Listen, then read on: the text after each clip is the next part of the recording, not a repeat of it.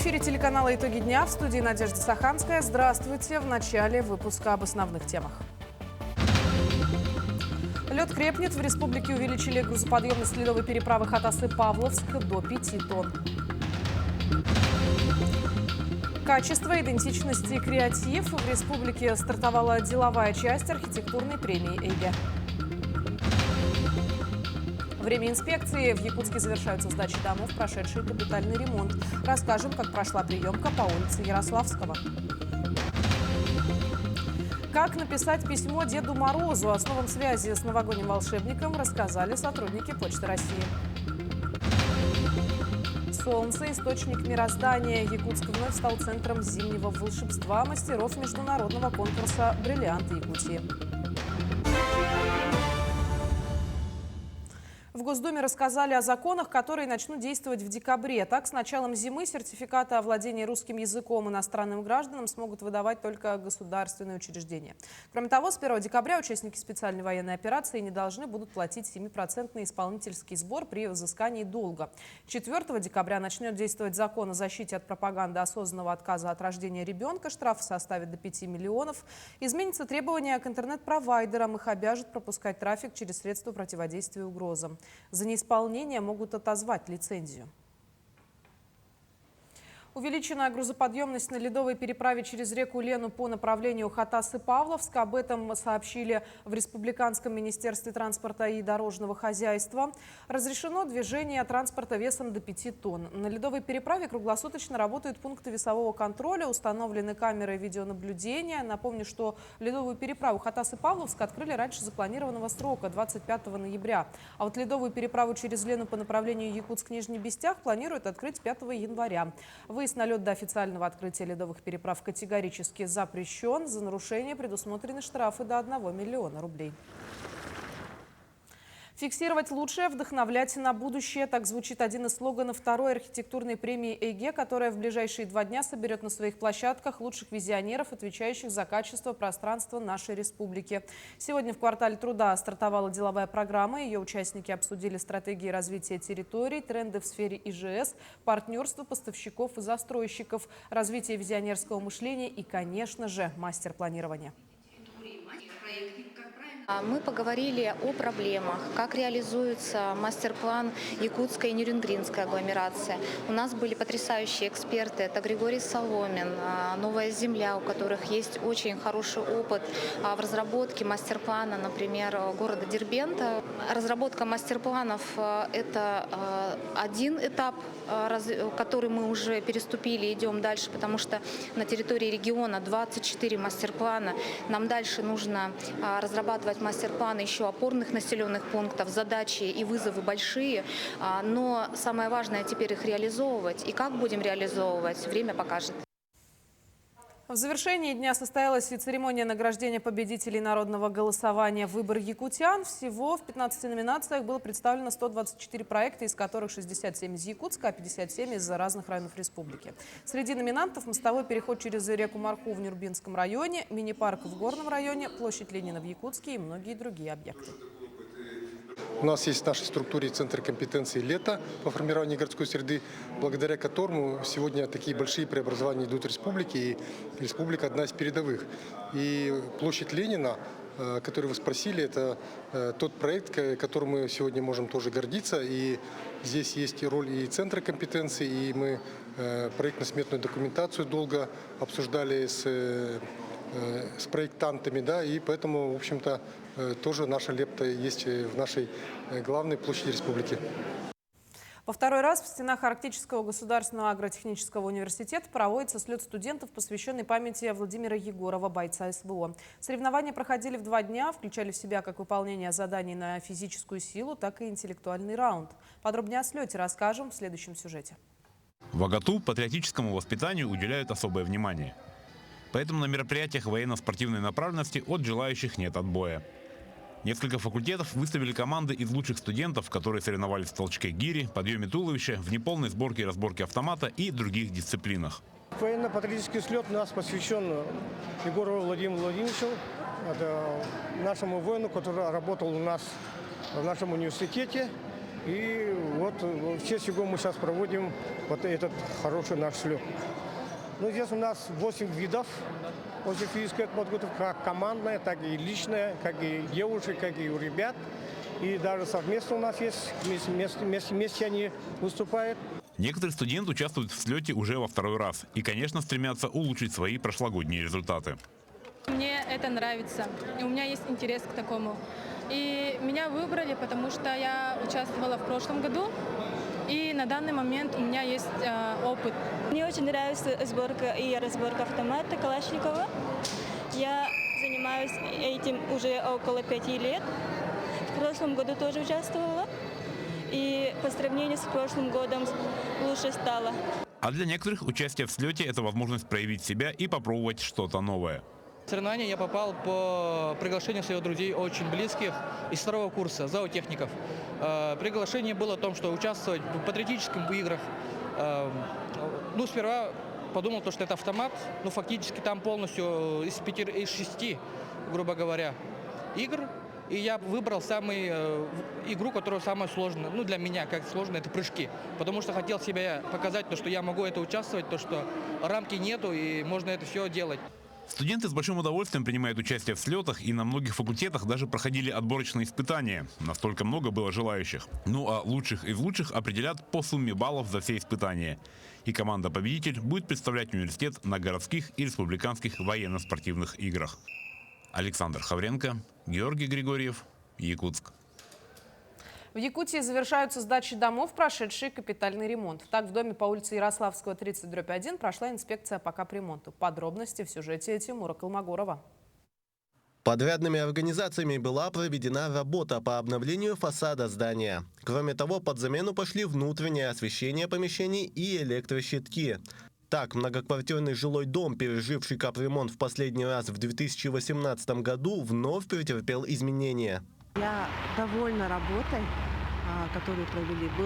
Сделали очень быстро, без мусора, постепенно. И в течение за месяц, в принципе, облагородили всю эту зону. Всего в этом году на территории Якутии ведутся работы по 260 многоквартирным домам по 425 конструктивам. В него входят обновление тепла, вода, газа и электроснабжения, водоотведения, а также крыши, подвального помещения, фасада здания, фундамента и лифтов. Все фасадные работы проводятся в летнее время с опряжением, с отставанием, но в целом все по графику. С каждым годом объемы увеличиваются. В прошлом году было 240, в этом году около 260 многоквартирных домов. На данный момент подрядными организациями завершены все работы и больше половины домов уже сданы с исполнительной документацией. В планах правительства республики и фонда капитального ремонта Якутии к 2030 году охватить капремонтом более 3000 многоквартирных домов. Тимур Колмогоров, Станислав Потапов, Якутск. Профсоюзные работники республики подвели результаты прошедшей декады. В эти дни прошло много мероприятий, в том числе 12-й съезд, где утвердили комплексный план на ближайшую пятилетку. Самым главным событием этого года стало проведение 5-го фестиваля художественного творчества трудовых коллективов республики. В течение 3 дней проходили конкурсные отборы, и сегодня состоялось чествование победителей. Самым главным вопросом декады является проведение акции гуманитарной помощи военнослужащим, находящихся на СВО. В эти дни трудовые коллективы плели маскировочные сети, ну и, конечно же, и денежная помощь по приобретению тканей для пошива одежды нашим военнослужащим. Все это мы вручили нашему общественному движению «Якутия с тобой». Мы всегда с ними сотрудничаем, поэтому хочу сказать, что с начала СВО профсоюзными организациями оказана помощь на более 288 миллионов рублей. И помощь, как я уже сказал, продолжается.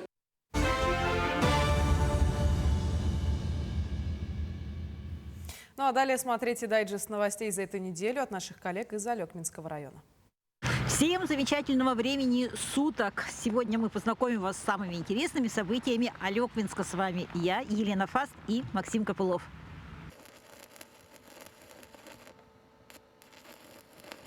У нас в Алекминске идет реализация 2-го этапа большого федерального проекта «Чистая вода». Сейчас на очереди второй этап – водосборное сооружение по программе реконструкция системы водоснабжения Алекминска. С сентября возобновлены работы на берегу реки Лена. На сегодняшний день подготовлена отсыпка, завезен весь необходимый материал. Идут строительные работы. По словам директора Алекминского филиала ЖКХ Сергея Солдатова, работы планируют завершить до конца этого года. 2022 года мы реализуем данный этап в связи с тем, что были сложности с природой. У нас очень высокий уровень воды был последние 2 года. В этом году в сентябре месяце возобновили работы. Сейчас на объекте трудится порядка 15 человек, из них 5 сварщиков, задействованы 2 единицы техники, бульдозер, погрузчик.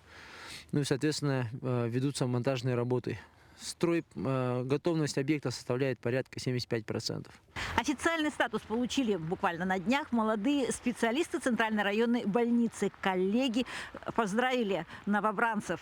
Среди них народный врач, который получил это звание буквально на днях, Курганов Кирилл Юрьевич. Пополнение в рядах медиков. Ежегодное торжественное мероприятие. Не секрет, что в районе недостаток медицинских специалистов, тем радостнее пополнение рядов.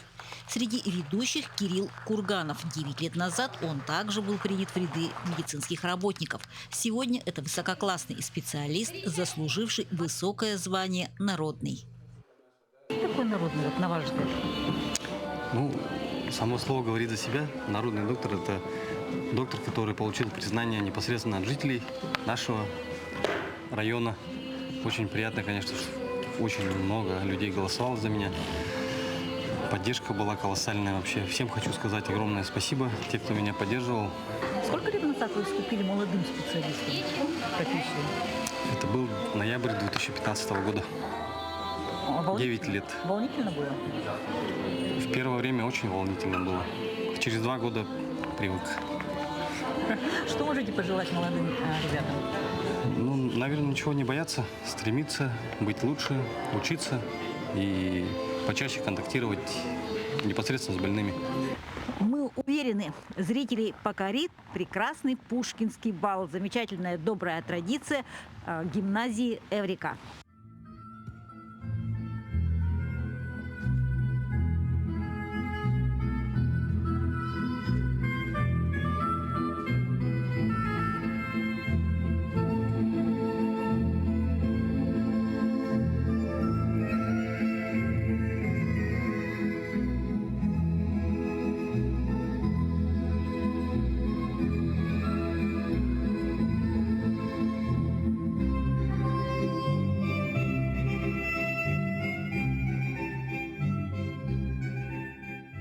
Мы празднуем 15-й день рождения гимназии и 30 лет со дня образования в Алекминском районе, со дня открытия школы Эврика, школы развития Эврика. И это было тоже большое мероприятие. Оно затрагивало пушкинскую тему, то есть от чего мы идем, почему лицей. И было охватывало мероприятие, вернее, события этого года важные. И на сегодняшний день мы заканчиваем наш короткий выпуск обзора новостей. До новых встреч! Пока-пока!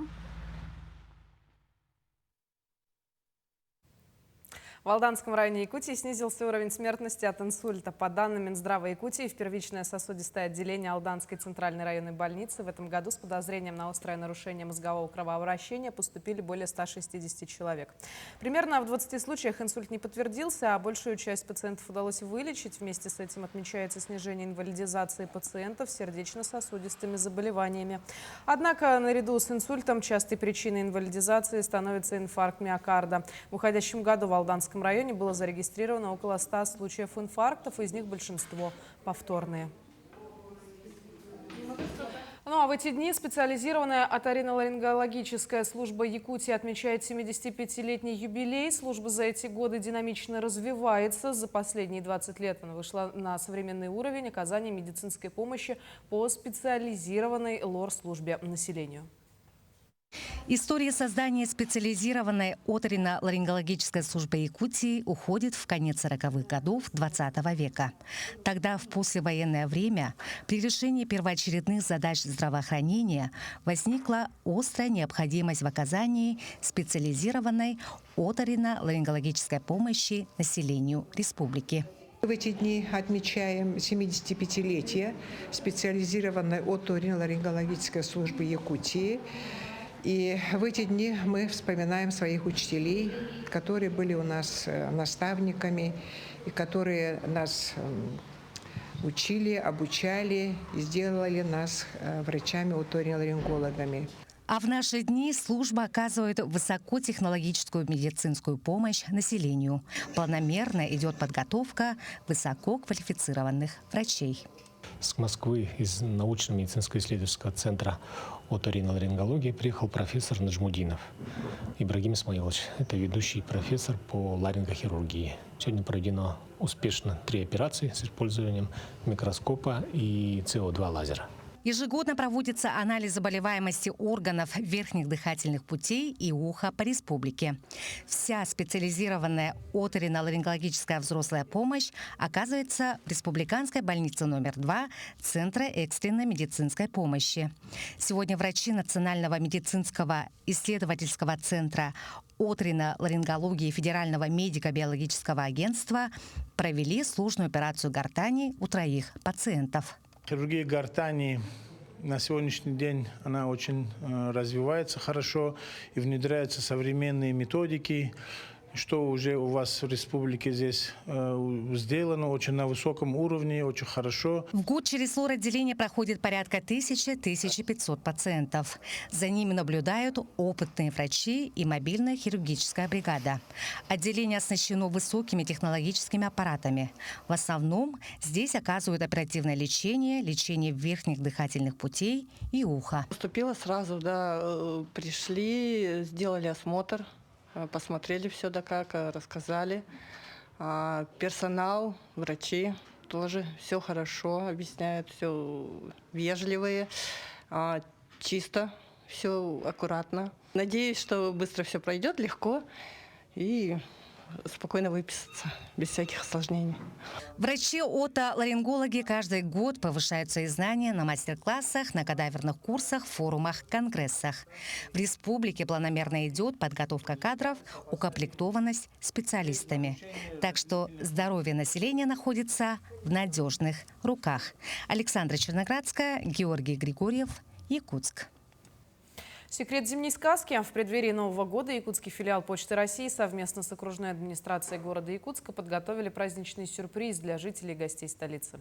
В рамках масштабного фестиваля «Зима начинается с Якутии», который стал одним из самых ярких событий зимы, состоится уникальный проект – бесплатная рассылка красочных новогодних открыток. Подробнее об этом расскажет Дарья Короленкова. Ну а Новый год начнется скоро и в Главном управлении Почты России, прямо здесь, на Дзержинского, 4. Здесь при входе вы можете взять красивую открытку с Чисханом и Харчаной, написать свои пожелания и отправить в любую точку страны. Свои поздравления жители города Якутска смогут отправить 1 декабря. Программа призвана не только порадовать жителей Якутии, но и поделиться праздничным настроением и колоритом северного края со всей России. Почта России гарантирует доставку открыток в любую точку страны, независимо от удаленности адресата. Вот только что отправил новогоднее поздравление Великий Устюг Деду Морозу. Всего для участия в акции подготовлено 6000 эксклюзивных открыток, выполненных в ярком и запоминающемся стиле. Дизайн открыток разработан специально для этого мероприятия и отражает неповторимый колорит якутской зимы. Ну, пока мы только начали эту акцию, да, и можно сказать, что она официально запускается с 1 декабря и будет длиться весь декабрь, да, но уже видно, что те открытки с символикой фестиваля «Зима начинается с Якутии», которые мы разместили у операторов вот здесь на главпочтамте, они пользуются спросом. Те, которые были у нас, они уже, можно сказать, заканчиваются. Многие жители Якутска уже выразили желание отправить открытки своим родным и близким, проживающим в других городах и регионах России. Эта акция станет отличным способом поддержать связь с семьей и друзьями. Кому вы хотели отправить? Может быть, сестре. Она переехала в Мирный, и можно было бы поздравить ее с Новым годом. Наверное, ужин на СВО. Отправлю подруге своей в Ставрополе. Маме бы отправил, семье. Вот в Тампонский район, в деревню свою родную. У меня в Санкт-Петербурге родственники есть, в Москву. Ну, и свой родной район, Верхоянский. Открытки можно будет получить бесплатно в Центральном почтовом отделении Якутска. Организаторы акции надеются, что она станет ярким событием фестиваля и поспособствует созданию атмосферы настоящего зимнего волшебства, объединив жителей Якутии и всех, кто ценит красоту и традиции этого уникального региона. Дарья Короленкова, Григорий Хлопков, Якутск. «Бриллианты Якутии» – это не просто конкурс, а возможность увидеть, как ледяные глыбы превращаются в великолепные произведения искусства. 20 команд из районов Якутии, регионов России, Китая и Монголии приступили к созданию снежных композиций. В Ледовом парке побывала Даяна Федорова. Вооружившись лопатами и другими инструментами, участники с энтузиазмом работают над снежными скульптурами. Якутск вновь стал центром зимнего волшебства, собрав мастеров из разных уголков мира. Участники из Китая выполняют композицию «Диалог во времени и в пространстве». Будут присутствовать элементы мамонта, таяния и как бы диалога между ними. Будучи крупными животными, они будут стоять как мамонты, которые исчезли с лица земли, но все еще могут сохранять свой нетронутый вид. В Якутии очень холодно, очень белый снег и свежий воздух. Наши соперники очень выдающиеся, и их скульптуры на высоком уровне. Уникальный конкурс ежегодно привлекает талантливых скульпторов в самый большой город на вечной мерзлоте. Участники из Монголии воссоздают скульптуру «Свет и тьма». Мастера сделают сказочных персонажей из монгольского эпоса. Примечательно, что в этом году тема посвящена Солнцу как источнику мироздания. Я в первый раз в Якутии. Почему-то мне говорили, что здесь холодно. На самом деле очень тепло и солнечно. Здорово, что тема конкурса в этом году про Солнце. Он источник мироздания, и мы все находимся под одним солнцем. А еще здесь очень добрые люди. Наши соперники очень талантливые люди, но и мы не промахи. Снегом увлекаемся уже почти 6 лет. Покажем все, на что способны. Также принять участие приехали из разных районов республики, Приморского и Хабаровского краев. Победитель получит уникальный кубок, изготовленный якутскими кузнецами. По сравнению с прошлогодними работами, нынче получились такие масштабные работы. Критерии оценивания снежных скульптур – это основные полнота и раскрытие темы, эскизы работ, ну и рациональное использование материалов. На протяжении 2 дней скульпторы будут вырезать фигуры, сделанные из холодных материалов. Итоги конкурса подведут 1 декабря. Ледовые и снежные скульптуры украсят столицу республики до жарких лучей апреля. Даяна Федорова, Семен Семенов, Якутск. Полным ходом во всех городах и поселках нашей республики идет подготовка к новогодним праздникам. Населенные пункты украшают гирляндами, ледовыми и снежными скульптурами. Запланированы различные досуговые мероприятия. Ну и, конечно, все с нетерпением ждут зажжения елок 1 декабря. В день старта фестиваля зима начинается с Якутии. В столице Южной Якутии работа по подготовке новогодних мероприятий тоже в разгаре. И впервые в этом году, кроме елки, на главной площади местом зимнего отдыха станет городской парк, где тоже зажгут новогоднюю елку и организуют для жителей и гостей Нерюнгри большой новогодний праздник. В этом году впервые мы откроем официально зимний сезон в парке.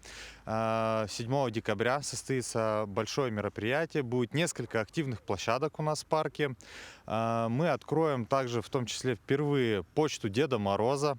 Об этом поподробнее мы чуть попозже напишем. И, конечно же, 7 декабря вся активность закончится таким событием. Это зажжение новой иллюминации. Прошу обратить внимание на нашей прекрасной парковской, главной парковской елки нашего парка.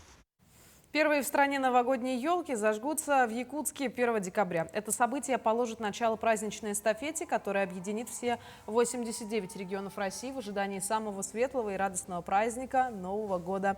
Церемонии зажжения новогодних елок состоятся в 16:00 на площади Ленина и в 17:00 на площади Орджоникидзе. К этому часу это все новости. Наши корреспонденты продолжают следить за развитием событий. Оставайтесь с нами.